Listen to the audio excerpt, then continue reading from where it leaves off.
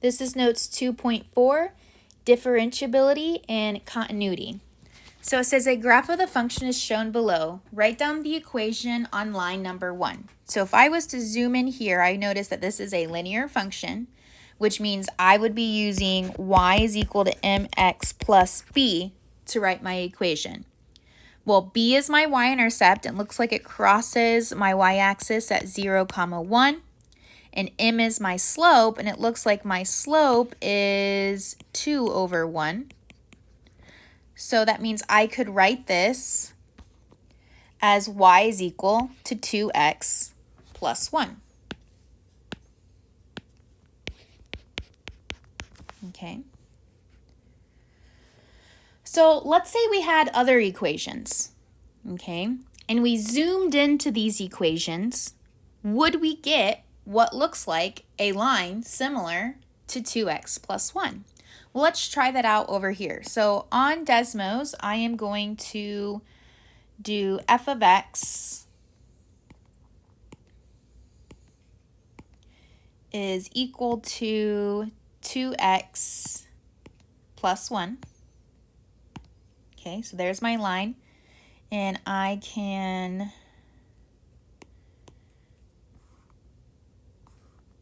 see if it will let me.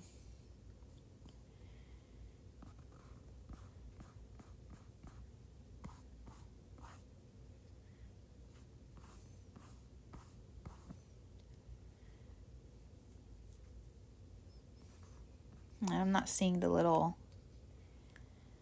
zoom fit thing. That's okay. We'll move on to the next one. Okay, but let's say I also had, let's say g of x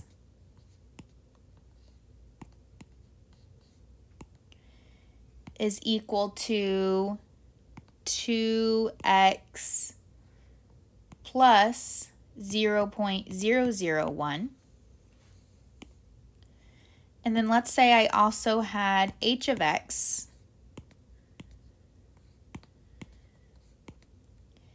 is equal to sine of 2x plus 0.001. Okay.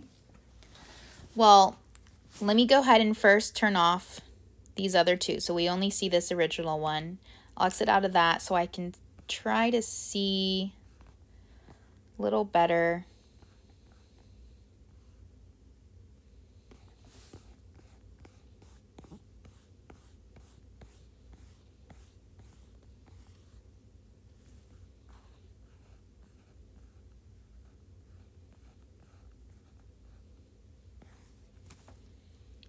I wonder where the zoom fit icon is.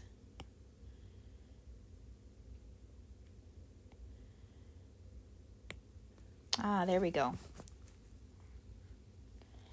Okay, I didn't really want the table up there, but that's okay. I wanted to see that zoom fit. So notice as we zoom in, we see this line right here. Okay, let's say we turn that one off. We turn those points off as well. We turn this on, and we go ahead and add a table to this so I can see this one. Zoom fit that. Okay. Notice I can also zoom in, and that looks like a line. Okay. Let's go ahead and turn this off. Turn this one on. Okay, we know a sine function looks like that oscillating curve. And then put the table for this one and zoom fit it. And if I was to zoom in at the same place, okay, notice that the more I zoom in at that one place, that this also just looks like that linear equation, 2x plus 1. So what does this mean? So let me go back to just the notes. Okay, we saw the example y is equal to 2x plus 0.001, and we saw the example of sine of 2x plus 0.001. Okay, and we noticed that the more we zoomed in, they all look similar to the line off to the left. Well, what we just noticed was the differentiability. So the derivative exists for each point in the domain. The graph must be a smooth line or curve for the derivative to exist. In other words, the graph looks like a line when you zoom it in. And that's why we were zooming in each function, because even though sine of 2x is not a line, if we zoom it in enough, we see that on the domain for between certain points that we do have a line for sine of 2x. Okay, this is also called local linearity. I'm so sorry, I can't say that word. Linearity. Okay. If we zoom in and we don't see that line, but instead we see one of these three things, then we know the derivative fails to exist. Okay. The first thing is going to be a discontinuity. And if you recall, a discontinuity could be a hole at a certain point. It could be a jump, or it can be an infinite discontinuity. So if we see either of these three things, the derivative fails to exist. If we see a cusp or a corner when we zoom in, so a cusp would be like this, and then of course a corner like this, then again, derivative fails to exist. And then lastly, if we see a vertical tangent line, so for example, here is our function. Okay, we see a vertical tangent line going through that function. Again, we would say the derivative fails to exist. And what I want you to think about here is that if you were to identify the slope of a vertical line, you would say that slope is undefined. That's why the derivative fails to exist, because derivative is just another way of saying slope. So in this part, it says identify points where the function below is not continuous and or not differentiable. So looking at this, we're first going to identify where it could be continuous, but not necessarily differentiable. Okay, so for the first one, we're looking where the function is continuous,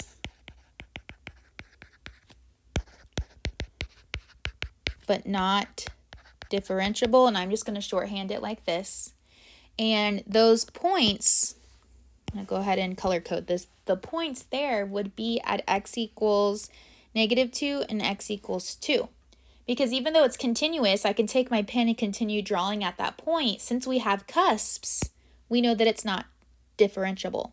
So at x equals -2 and x equals 2, and I guess because they are cusps.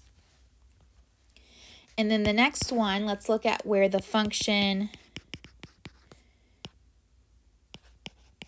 is not continuous, which implies that it's not differentiable. Remember, in order for it to have a derivative, the function has to be continuous. So we're looking at all the points where it's not continuous, and that would be